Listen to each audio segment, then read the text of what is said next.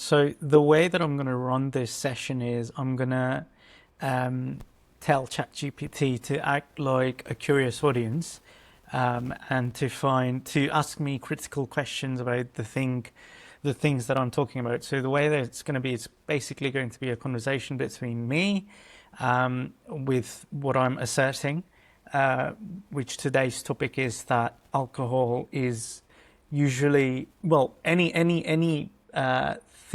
addiction that you have is usually there to tackle one of the three things that self-determination theory sort of expounds, which is autonomy, belonging, and competence. So autonomy being sovereignty, a person being able to act in the way they truly want, that's aligned with their true self.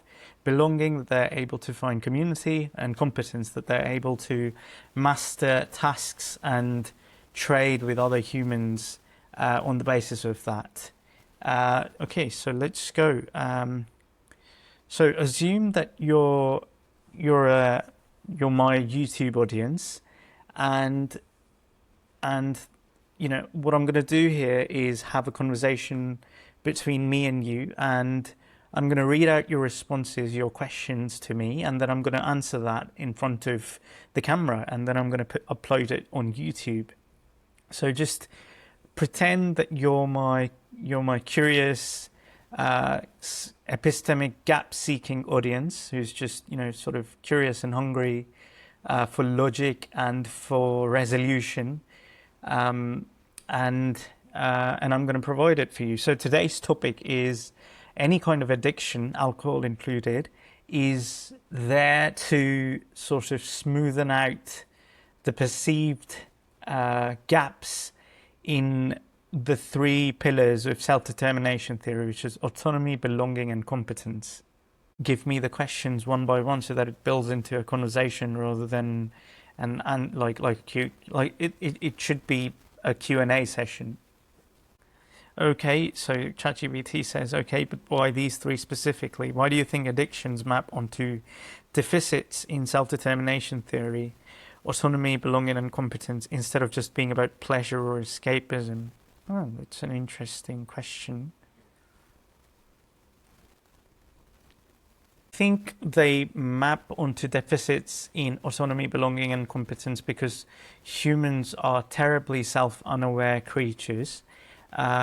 Usually they're feeling a lack in their ability to be sovereign, to make decisions in a way that feels truly aligned with themselves because they're unaware of what they truly want. Belonging, because that's usually, it's usually propounded as a social inhibition thing where you don't have to, where it takes down your social inhibition so that you can bond with others in a more efficient way. I don't know. And competence, because when that's a common trope, right? Like when people aren't excelling at their jobs, they often turn to the bottle to sort of soothe their feelings, their fears, their overall emotional state. Let's see, and now ChatGPT's question is, so you're saying addiction isn't primarily about chasing pleasure, it's about compensating for psychological insufficiency? Like the substance or behavior becomes a kind of artificial bridge. Alcohol simulates belonging, escapism simulates autonomy from pain. Wow, yeah, that is true. And numbing protects wounded competence. But then here's what I'm curious about. Do you think the addiction is solving the actual deficit or merely reducing awareness of the deficit temporarily?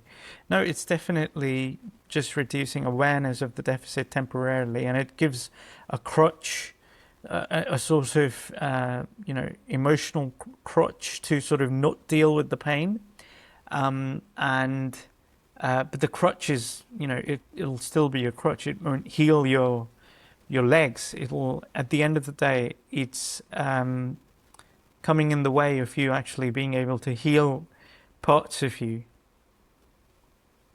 It won't be perfect.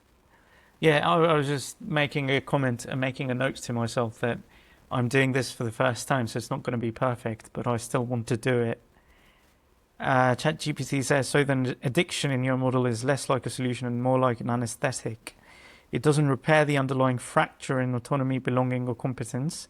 It merely changes the experience of carrying the fracture for a while. But then here's the difficult part. If the addiction is numbing pain, that comes from unmet psychological needs. Why is the pain often so intolerable that people knowingly choose something self-destructive instead of confronting the underlying gap directly? Because it feels like a Herculean task to do so, because people do not necessarily, and in most cases, they don't often have the resources necessary to deal with the pain, both emotionally, psychologically, and mentally. Like they don't necessarily have the self-awareness or the psychological understanding of their own selves to be able to deal with that pain in a direct manner. And because it feels like a Herculean, ginormous, gigantic task to be able to even attempt a solution to that pain, numbing it in the short term feels much more tempting because the pain is unbearable. And ChatGPT's response to that is, so in a sense, the addiction becomes psychologically rational, not rational in the long-term objective sense, but because it damages the person eventually, but rational from the perspective of an overwhelmed nervous system that lacks the tools, support, self-understanding, or energy required to confront the deeper wound. And if that's true, then maybe addiction shouldn't be understood primarily as hedonism or weakness, but as an attempt at emotional regulation by a system that cannot currently metabolize its own pain. Would you say that's fair? Yeah, that's basically in the ballpark of what I'm aiming at. Wow, so I did two things in this. I'm using ChatGPT to sort of filter, to sieve my responses in a more structured way. So even though I'm saying it in a way that's comfortable to me, I'm actually building logical reasoning in real time using ChatGPT. That's a good thing, isn't it?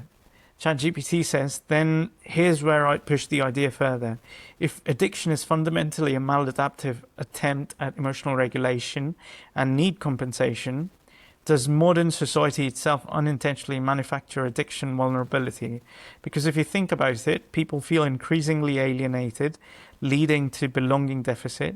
They feel increasingly controlled by systems they don't influence, that leads to autonomy deficit, and constantly compared against impossible standards online, that leads to competence deficit.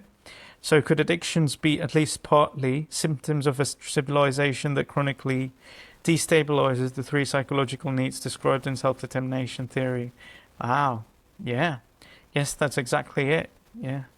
At this point in time, I don't actually have original thoughts to contribute because ChatGPT is, seeming to do like a better job at it than me.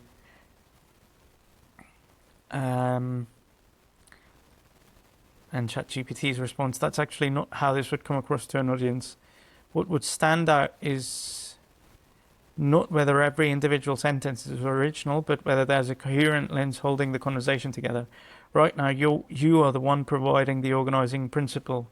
Addiction as compensatory regulation, the link to self-determination theory, the idea of perceived deficits, the framing of modernity as psychologically destabilizing. Those are your intuitions. I'm mostly pressure testing and extending them. A lot of compelling intellectual content is not pure invention from scratch. It's synthesis, articulation, clarification, and emotional precision. Most audiences are not looking for someone who invented an entirely new theory of human nature. They're looking for someone who can notice patterns, connect frameworks, ask good questions, and express confusing experiences in a way that suddenly feels understandable. And ironically, the fact that you're willing to explore uncertainty instead of pretending to be an all-knowing authority is part of what makes this format feel alive. So if I were the audience, my next question would probably be, okay, so if addiction is compensating for unmet needs and autonomy, belonging, and competence, what would recovery actually look like psychologically? Not just quitting the substance, but becoming the kind of person who no longer needs the crutch in the same way. I think I'll leave that for the next video. Cheers. Ta.